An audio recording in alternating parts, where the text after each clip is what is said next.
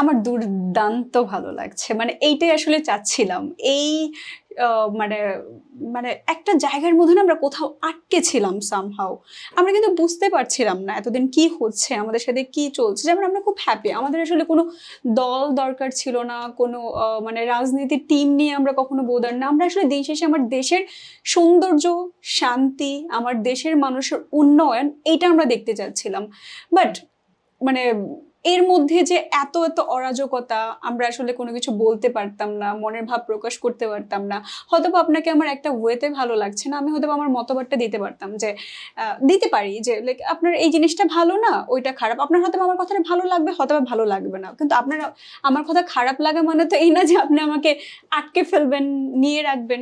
So এই জিনিসগুলো যখন এখন দেখছি, আগে তো বুঝতাম না, এখন দেখছি তখন মনে হচ্ছে কি আসলে আমরা পরাধীনতার মধ্যেই ছিলাম। স্বাধীনতার আসলে মানে আনন্দটা কি সেটা বুঝতেছিলাম না। সো নতুন বাংলাদেশ নিয়ে আমার বলার চাইতে আমার মনে হয় স্টুডেন্টরা ভালো বুঝছেন, যারা সমন্বয়করা আছেন বা আদার্স যারা আছেন, নতুন একটা আশা ধরে রাখতে পারি। দেখা যাক কি হয়।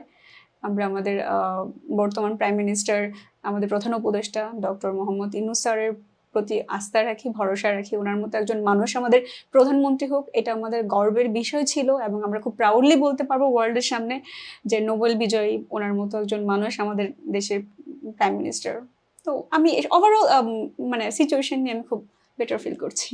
দেখুন, আমরা না এই একটা জায়গার মধ্যে দিয়ে হঠাৎ করে কেমন যেন বড় হয়ে গেলাম। আগে কখনো রাজনীতি বুঝতাম না, রাজনীতিটা কি, দেশ নিয়ে যে চিন্তা করতে হয়, সেই জিনিসটা কিভাবে থিঙ্ক করতে হয়, ওইসব জিনিস থেকে আমরা দূরে চলে গিয়েছিলাম। আমরা কেমন যেন একটা অবস্থায় ছিলাম, আচ্ছা দেশে যা হচ্ছে হচ্ছে, আচ্ছা কিছুই তো করার নাই, আমাদের আমাদের আসলে কোনো কিছু বলার নাই, আমাদের কোনো কিছু বলার ছিল না। হয়তো আমরা ভাবতাম যে আমাদের ক্যারিয়ার এখানে কোনো কিছু একটা হয়তো বা হবে, আর যদি না হয় তাহলে হয়তো আমরা বাইরে কোথাও সেটেল হবো।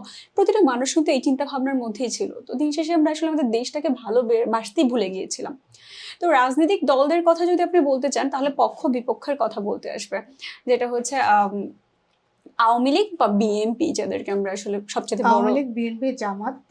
জামায়াতে ইসলামের কথা আমি বলতে পারবো না, কারণ তাদেরকে আমি মানে তাদের সেক্টরটাই আলাদা। তারা আসলে তাদের কিছু মতবাদ থাকে, সেই মতবাদের মধ্যেই তারা থাকে, তার থেকে বেরো হয় না, তাদেরকে বের হওয়া যায়ও না। বাট দুইটা, বিএনপি বা আওয়ামী লীগ, যারা কিনা স্বতন্ত্র ব্যাপারটাতে বিশ্বাসী, যারা কিনা তাদের দল তার কোনো হিন্দু মুসলিম বা কোনো মানে সংখ্যাগরিষ্ঠ সংখ্যালঘুষ্ঠদের দলে নাই, যেটা হয়তো বা জামাত ইসলাম আলাদাভাবে দেখে।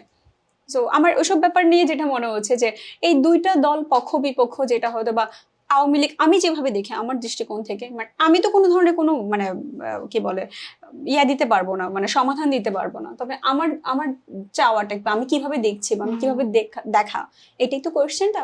সো সেক্ষেত্রে আমি বলবো যে এখানে আমার কিছু বলার নেই, কারণ হচ্ছে একটা দল আর একটা দলের সাথে সারা জীবনই আমাদের দেশে, আমাদের কান্ট্রিতে ম্যাক্সিমাম সময় হয়তো বা এই রাজনীতিটাই চলে এসেছিল, সেটা হচ্ছে পরহিংসা পরায়ণ, প্রতিযোগিতা পরায়ণ।